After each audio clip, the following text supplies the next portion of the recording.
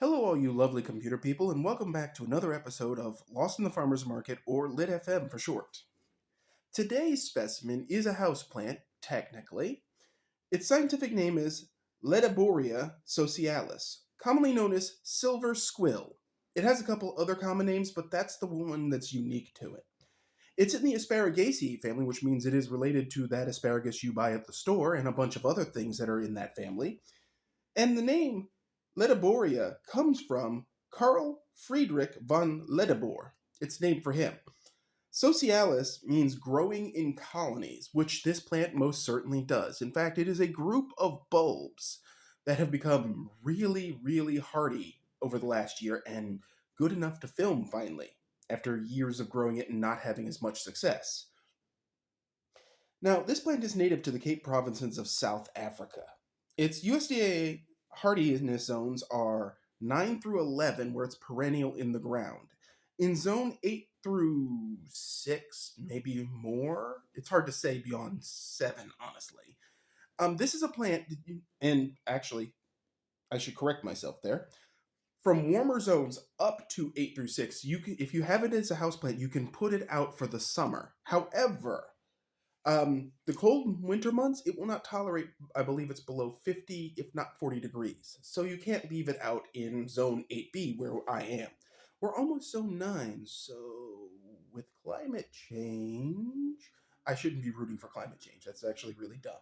But anyway, its soil pH preference is 6 to 8.0, and that just basically means plain potting soil with maybe a little extra lime added to it. Nothing too fancy, just as long as it drains and doesn't stay wet all the time. Because, of course, you see those big red things in the pot? I'm going to lean the camera forward so you can see them. See those? Those are the bulbs that the growing points come out of. And this plant does not tolerate wet feet for very long, as I found out.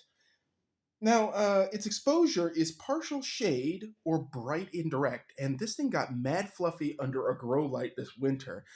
And I mean, look at all the flower buds. There are so many. It's never done this before, and I'm really excited. Though the flowers they're not worthy of some of its other names, and you'll find out what I mean in a moment, but they're an extra thing to add to it. In fact, this particular specimen is very green, as you can see.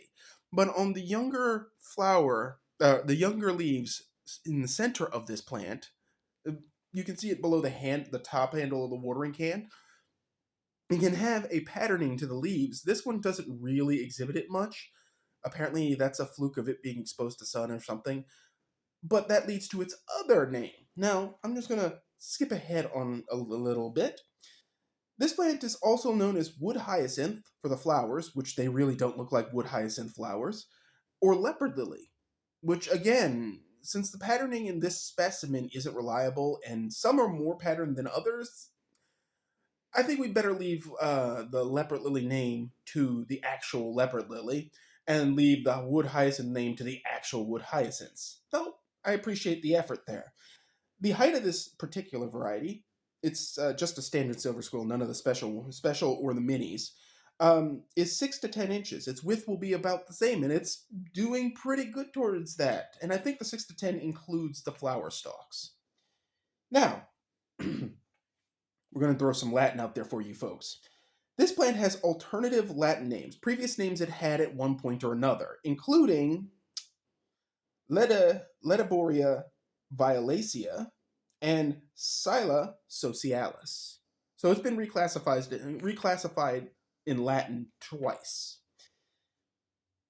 Now, some books will list the violacea one as a variant of a cultivated variety. I'm not so sure on that, and I didn't do a deep dive there. I just accepted it as is for this video. This plant, though, biologically is interesting because it is what is called a geophyte, which is a plant with growing points below ground level.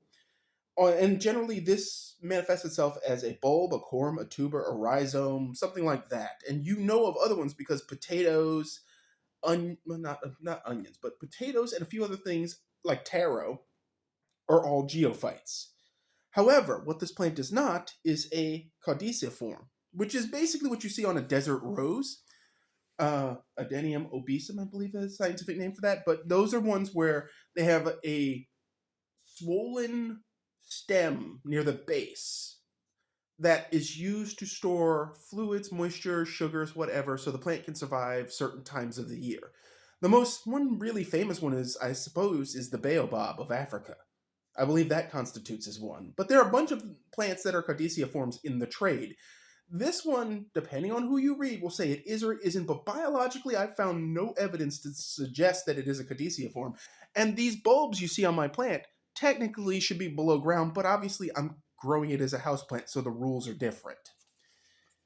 Now, with that covered, generally this plant is grown for its foliage, not its flowers, but the flowers, that many flowers actually in this case, is a nice, happy little accident, a bonus on top of a lovely plant that's well behaved. I mean, this plant has virtually no problems and can survive a certain amount of neglect, which I appreciate. Now, what it can get, not saying that it will, but it can, this plant, you got to watch out for these specific insects. Mealybugs, aphids, spider mites, scale, and thrips. Scale being the worst because they're the hardest to treat. You can systemic pesticide all the others to death. Spider mites are easy to neutralize, so are aphids, mealybugs. Scale, though, it'll be like one, and then suddenly you have an infestation. They're the worst. The absolute worst. With your little waxy shells. Anyway, yeah, I've had them things kill some of my favorite plants, and I just do not like scale insects. But anyway, knowing my luck, that'll piss off the Scale Insects Fans Association of America or something. Anyway, diseases this plant can get. Root rot, which is, as I mentioned, good draining soil, water only when dry. Actually, you barely have to water when it's out for the summer, as long as it gets the necessary lighting requirements. It won't care, but you should if it's really dry. Leaf spot, which is caused by moisture on the leaves, which you can avoid really easy. It can handle rain, but regularly wetting the foliage in this one can cause that. And leaf spot is usually a fungal issue that is taking advantage of excess moisture. Botrytis. Wait a minute, wasn't he on Orville? We'll check that later. But anyway, botrytis is a disease, aside from being a mocklin, I think, but is a disease that plants can get, and it's pretty bad. I have not seen any of these get any of that here, but you might want to look that one up. Botrytis is bad. It's something also plants out in the garden can get. It's something any house plant can get. It's something a lot of annuals can get. That's the worst of the list here. Now, rust, which is a fungal disease, a foliar fungal disease, and powdery mildew, which is also yet another foliar disease. So you get the idea of where we're going. Keep the leaves clean and you won't have any of these problems. Now, I do have some not so good news. For all this plant's loveliness, its durability, it's a bulb that's almost foolproof. It has one teensy little problem. You see, this plant is full of oxalic acid. Yeah, that stuff ain't fun. And in the crops we grow, like Swiss chard that have it, you have to cook it out really to get into that, or it makes the flavor of the foliage taste funny. It's a defense mechanism against grazers and chewing insects. And it works because it's kind of poisonous. If you have kidney problems and you eat stuff with oxalic acid, it'll bust up your kidneys and give you stones, which trust me, you don't want the stones. You don't want to get that kind of stoned, kids. But anyway, it's poisonous, or it's depending on the source, and I'm going for the NC Plant Toolbox for the Cooperative Extension. It says that it has a poison characteristics for dogs, cats, and other pets, but it's also, the wording suggests that it's more dangerous for people than that. So, for the best part, just keep anybody who might decide to think, hey, look, fluffy lettuce, keep them away from this plant and everything, will be okay. So, that is Silver Squill in a nutshell. Now, as always, the blog is running. We've got other stuff going on. Please stay tuned. We will have another video soon.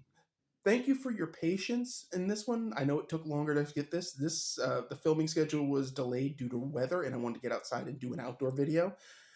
Also, this plant was not scheduled for this, but I decided to stick it in anyway as an extra bonus. So, as always, thanks for watching, keep them growing, and stay tuned for the next episode.